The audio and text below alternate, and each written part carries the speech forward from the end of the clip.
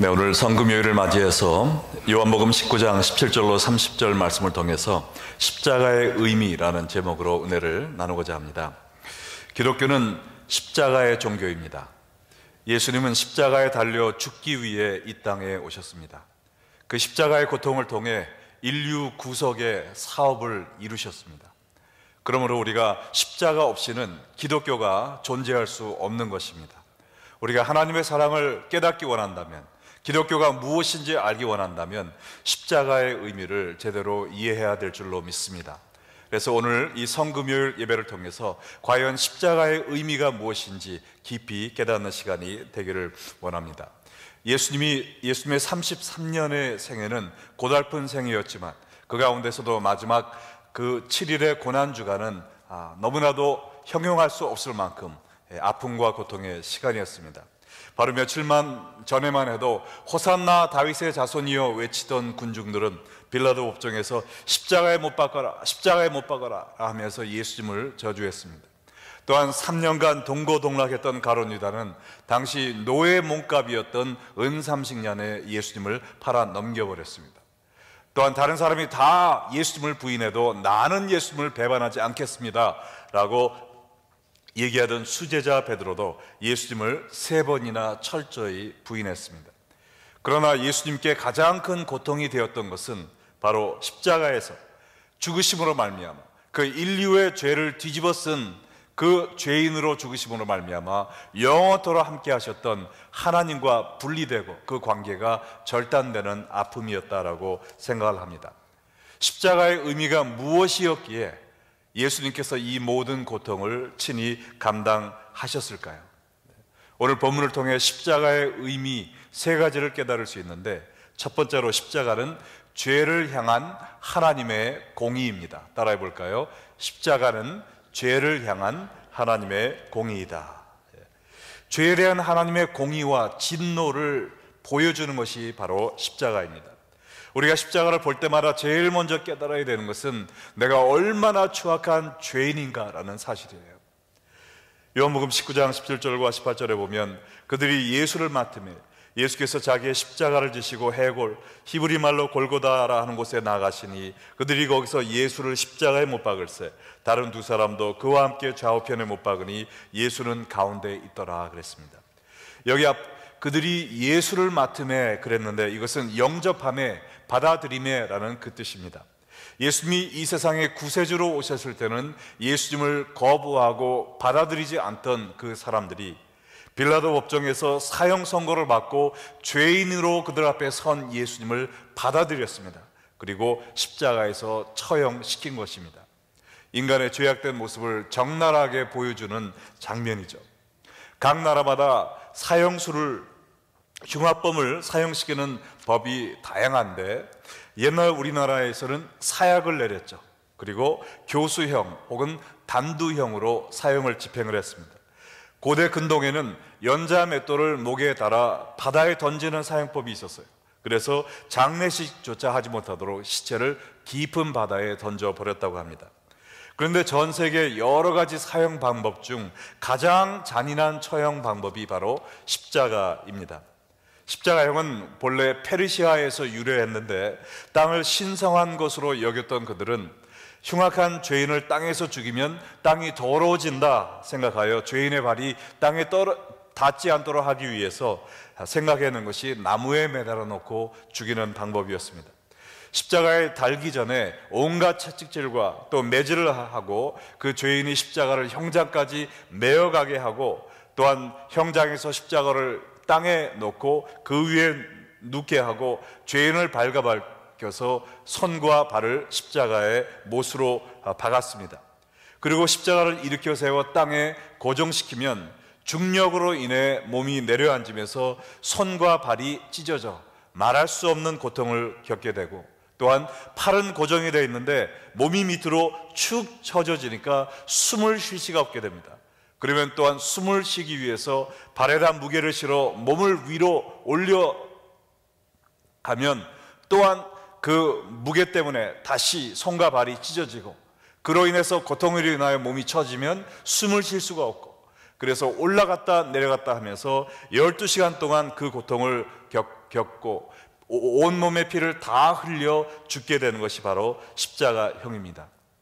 죽은 후에는 그 시체를 십자가에 그대로 매달아 놓아서 독수리와 까마귀의 밥이 되게 하였고, 이것은 너무나도 처참한 사형법이기 때문에 로마인들은 로마 시민들에게는 절대로 십자가형을 구형하지 않았고, 식민지 백성들 가운데서도 가장 흉악한 죄수들에게만 선언한 사형 방법이었습니다. 그런데 왜 예수님이 이러한 사형을 당했냐 하는 것이죠. 그 이유는 인류의 죄에 대한 결과가 죽음이었기 때문에 그렇습니다. 로마서 6장 23절 말씀처럼 죄의 싹은 사망입니다. 거룩한 하나님 앞에 죄를 범한 인간들이 우리의 형벌을 피할 수 없는데, 그 죄의 형벌은 죽음입니다. 일시적인 죽음뿐만 아니라 또한 영원한 영적인 죽음도 경험하게 된다라는 것이죠. 이 죽음의 본 뜻은 분리됨을 의미하는 거예요. 그래서 육체적인 죽음은 우리의 영이 육체에서 분리되는 것을 의미하고, 영적인 죽음이란 우리의 영이 하나님으로부터 분리되어 지옥의 불못에 떨어져 끊임없이 고통당하는 것을 의미합니다. 하나님은 온전히 거룩하신 분이라서 죄와 공존할 수가 없으시고, 그러므로 단 한 번의 죄를 지은 사람이라 할지라도 이 죽음을 피하지 못하고 하나님과 분리되어 영원한, 사탄을 위해 예비된 지옥불에서 영원한 죽음을 당할 수밖에 없는 것입니다.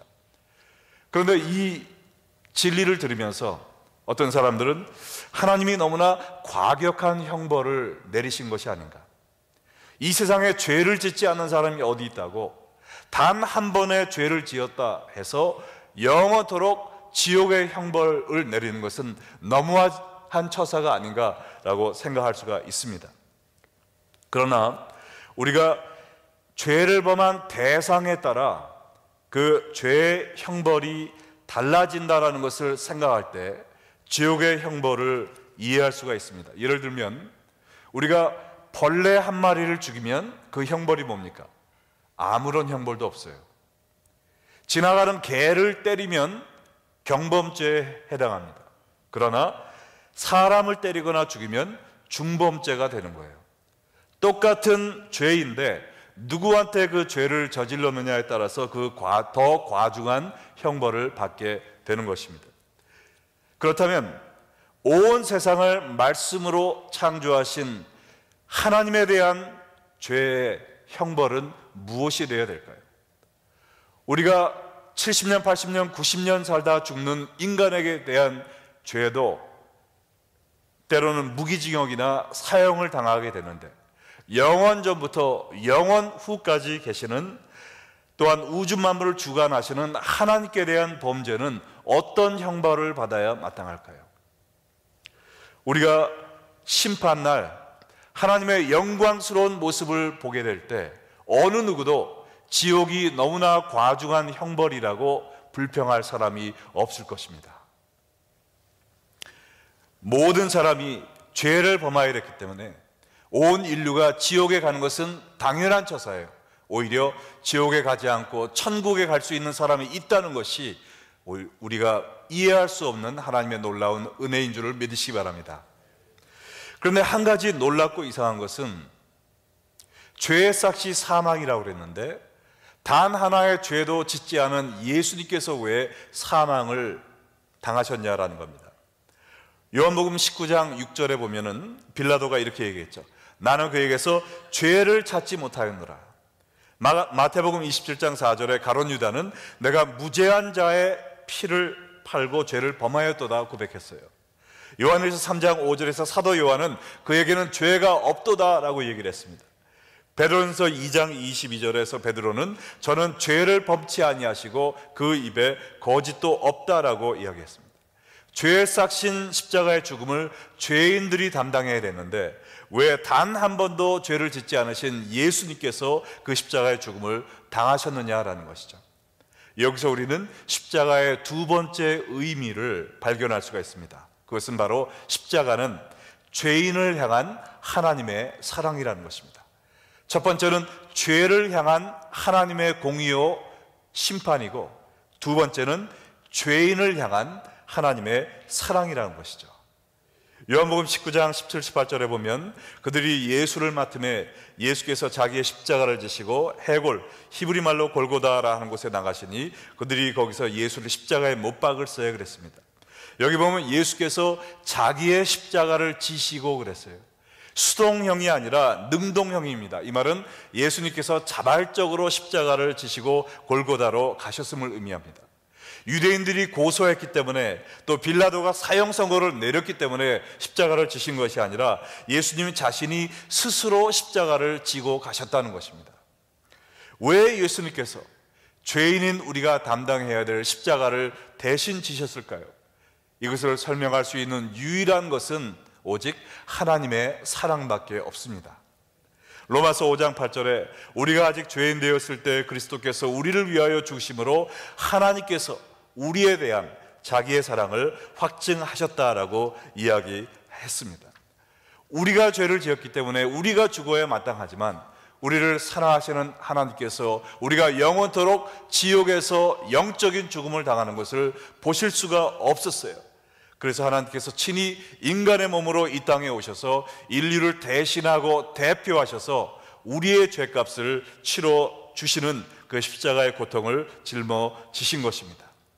우리가 무엇이길래, 우리가 누구이길래 하나님께서 이토록 우리를 사랑하신 것입니까? 정말 우리는 하나님께 해드린 것이 아무것도 없는데 하나님이 사랑이시기 때문에 우리가 하나님의 형상대로 지음받은 하나님의 자녀라는 이 이유 하나로 우리를 이토록 사랑하시는 겁니다. 정말 우리는 이 사랑을 죽었다 깨어나도 이해할 수가 없지만 자식을 사랑하는 부모의 사랑을 우리가 생각할 때 조금은 이해할 수가 있는 것 같아요. 정말 부모가 누굽니까? 아이를 낳고 기르는 것뿐만 아니라 아이들의 모든 문제를 책임지는 것이 바로 부모 아니에요. 아이들이 아플 때는 내가 대신 아프기를 원하는 것이 부모가 아닙니까? 얼마 전에 세상에 이런 일이라는 프로그램에 나온 이야기가 있는데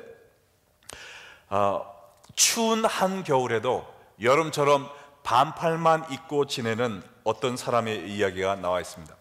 이 다음 슬라이드에서 보시는 것처럼 이 윤석진이라는 분은 한국에 사는 사람인데 영하의 추운 날씨에도 이 매서운 겨울바람을 뚫고 매일 이 짧은 팔과 짧은 바지만을 입고 다닌다고 합니다.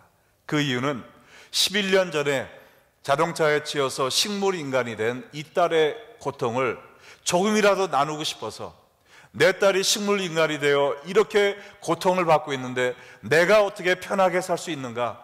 그래서 자기는 이 짧은 팔과 짧은 바지를 입고 이 딸이 일어날 때까지 나는 내 딸의 고통을 함께 나누겠다라는 마음으로 한겨울에도 절대로 긴 옷이나 외투를 입지 않는다고 합니다.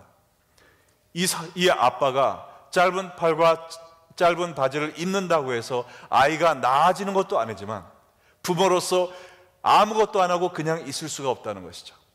딸 아이가 일어나기만 바라면서 기도하면서 이것저것 다 해보면서 그동안 내가 딸의 고통을 같이 나누겠다는 마음으로 이렇게 자신을 고통 속에 던지는 것이 바로 부모의 심정, 이론적으로 이성적으로 이해가 되지 않는, 설명이 되지 않는 부모의 심정이라고 생각합니다. 정말 우리가 우리 자녀를 생각하는 것보다 100배, 1000배, 10,000배 더 우리를 사랑하시는 하나님도 우리의 영혼이 영원토록 지옥불에 떨어지는 것을 보고 계실 수가 없으셨어요. 그래서 우리의 죄를 사해 줄 수 있는 유일한 그 극단적인 방법인 하나님이 우리를 대신하여 죽는, 하나님의 피가 우리를 위하여 흘려지는 그 방법을 택하신 것입니다.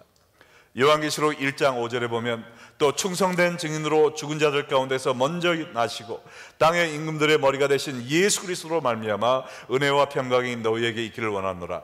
우리를 사랑하사 그의 피로 우리 죄에서 우리를 해방하신 예수님이라고 이야기하고 있습니다. 우리의 죄악을 씻어낼 수 있는 유일한 세척제는 예수 그리스도의 보혈밖에 없습니다. 믿으십니까?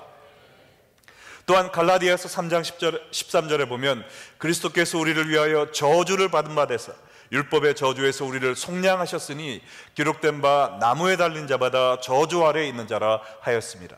우리의 죄로 인하여 우리의 영원히 저주받았는데 그 저주를 예수님께서 대신 받아주시고 저주받은 자의 표시인 나무에 달려 돌아가는 이 죽음을 예수님이 당하시기 위해서 십자가의 죽음을 통해서 그 보혈을 흘려 주신 것입니다.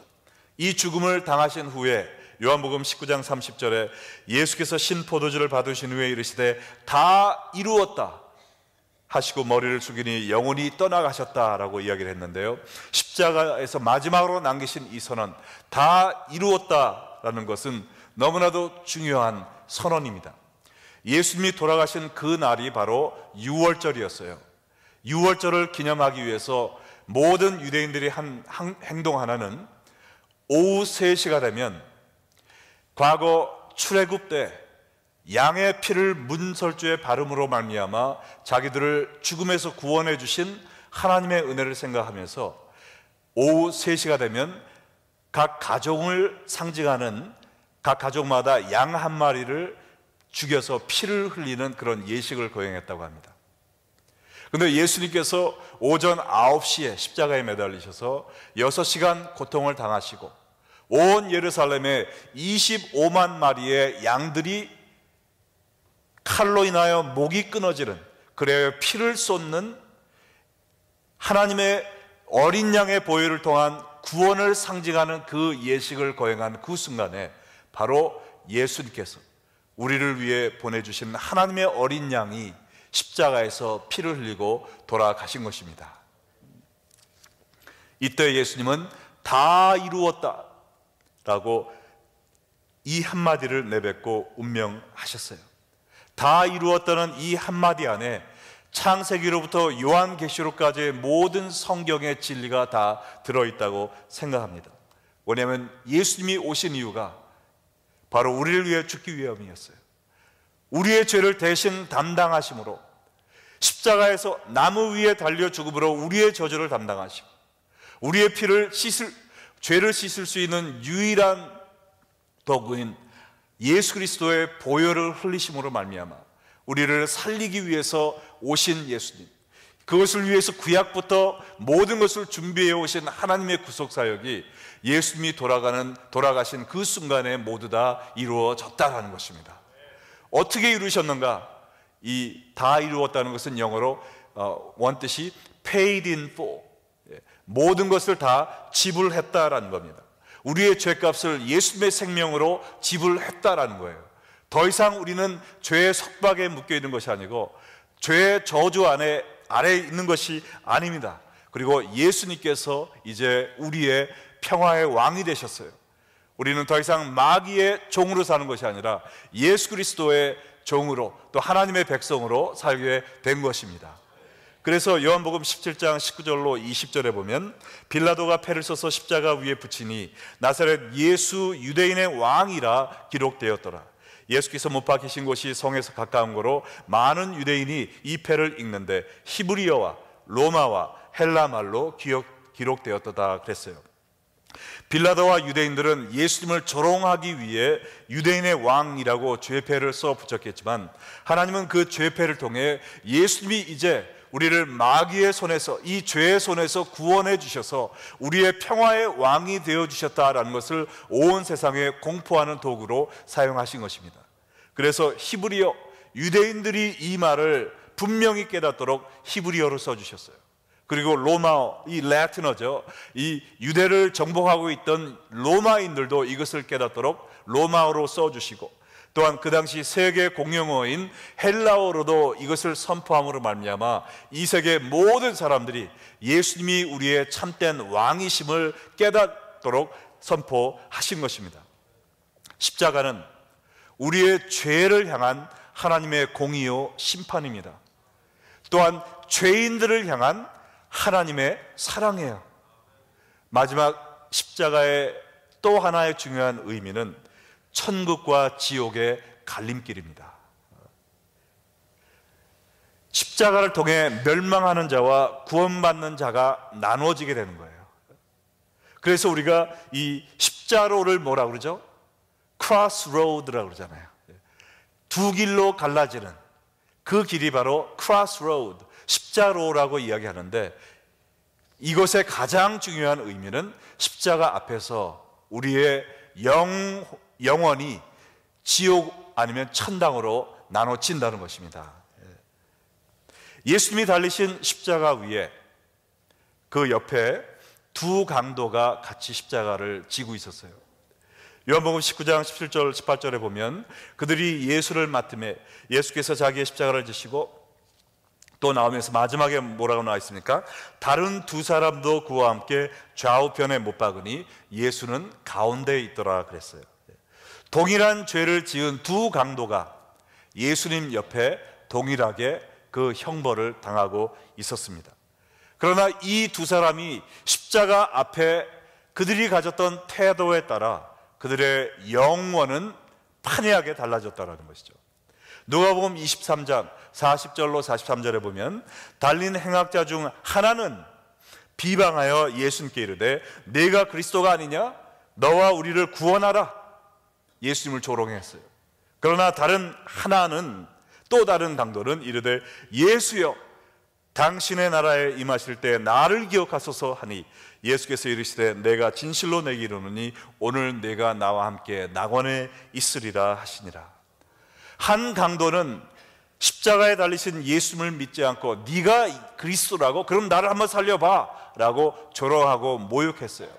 그러나 십자가에 달려 돌아가시는 예수님을 메시아로 믿고 고백하면서 오늘 당신의 나라가 임할 때 저를 기억하소서라고 신앙을 고백한 그 강도는 그날부터 예수님과 함께 낙원에 가게 되는 영생을 얻게 된 것입니다. 그날뿐 아니라 바로 오늘도 우리는 십자가 앞에, 영원한 갈래길 앞에 서 있습니다. 이 십자가에 달리신 예수 그리스도를 우리의 구세주로 영접하는 자는 영원한 생명을 얻게 될 것이지만, 이 예수님을 믿지 않고 받아들이지 않고 부인하는 자는 영원한 지옥불에서 자기의 죄값을 자기가 치러야 될 것입니다. 여러분은 이 십자가 앞에서 올바른 선택을 하셨습니까?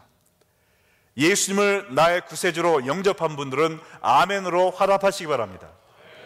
아직 이 결정을 하지 못한 분이 있다면 오늘 예수님의 십자가를 기억하는 이 성금요일 날에 여러분의 마음을 여시고 예수님을 나의 구주로 영접하시는 복된 날이 되기를 주의 이름으로 축원합니다. 이 세상에서 가장 불행한 사람들은요, 사실 교회 밖에 있는 non 크리스천들이 아니에요. 교회 안에서 신앙생활 한다고 하다가 지옥 가는 사람들입니다. 왜냐하면 세상에 있는 사람들은 아예 처음부터 이 세상 것을 마음껏 즐기다가 가기로 결심한 사람들이에요. 그러나 교회 안에서 이것도 아니고 저것도 아니고 어정쩡하게 여기저기 세상에 한 발 교회에 한 발 놓고 다니며 살다가 예수님도 제대로 믿는 것도 아니고 세상도 제대로 즐기지 못하다가 지옥 가는 사람들이 더 불행한 사람들이라고 생각을 합니다.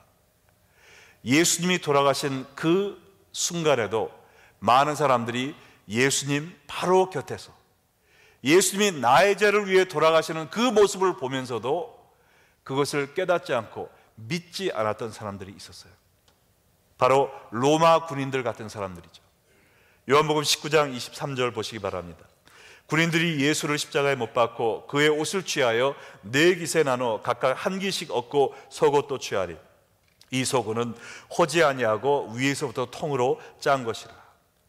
온 인류의 죄를 대속하기 위해서 하나님의 아들이 이 땅에 내려오셔서 33년간의 준비와 공생애를 통해서 마지막 온 인류의 죄를 대속하는 죽음을 감당하고 계신 그 순간에 그 예수님의 발밑에 있었던 로마 군인들입니다. 얼마나 귀한 영광의 순간이에요. 그러나 이 사람들은 그 자리에 있었음에도 불구하고 예수님을 그들의 메시아로 알지 못했다는 겁니다. 오히려 그 예수님의 낡은 겉옷과 속옷을 탐해서 그것을 얻기 위해 제비를 뽑다가 예수님이 나의 구세주라는 사실을 완전히 놓쳐버리고 영원한 멸망에 가게 되었다는 거예요. 혹시 이것이 여러분의 모습은 아닙니까? 십자가에 가장 가까운 곳에 있으면서도, 교회에 날마다 왔다 갔다 하면서도 세상 것에 정신이 팔려서 예수님이 나의 죄를 대속하시는 나의 메시아라는 사실을 믿지 못하고 받아들이지 못함으로 말미암아 예수님 바로 코앞까지 왔다가 구원의 선물을 받지 못한 분이 계시지는 않습니까?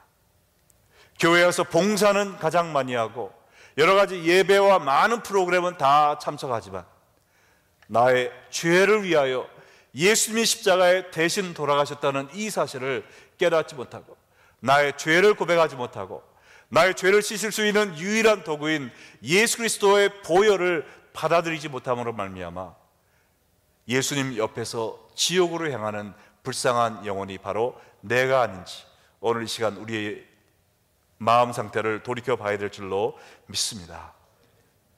예수님의 보혈만이 우리의 죄를 씻어 주실 수 있습니다. 아까 이미 나눴던 요한계시록 1장 5절 우리 다시 한번 함께 읽겠습니다. 또 충성된 증인으로 죽은 자들 가운데에서 먼저 나시고 땅의 임금들의 머리가 되신 예수 그리스도로 말미암아 은혜와 평강이 너희에게 있기를 원하노라. 우리를 사랑하사 그의 피로 우리 죄에서 우리를 해방하시고, 우리를 사랑하사 그의 피로 우리를 우리 죄에서 해방하셨다라고 선포하셨어요. 오늘 이 시간 여러분이 교회에 나온 것 정말 좋습니다. 그러나 그보다 더 중요한 것은 그의 피로 우리를 우리 죄에서 해방하시는 예수님을 믿고 받아들이는 것입니다. 오늘 이 시간 여러분의 모든 죄를 주님 앞에 내놓고 회개하고 예수님의 보혈을 의지하고 예수 그리스도만이 나의 구세주이심을 고백하심으로 말미암아 구원의 확신을 얻고 돌아가시는 여러분 되시기를 주의 이름으로 축원합니다.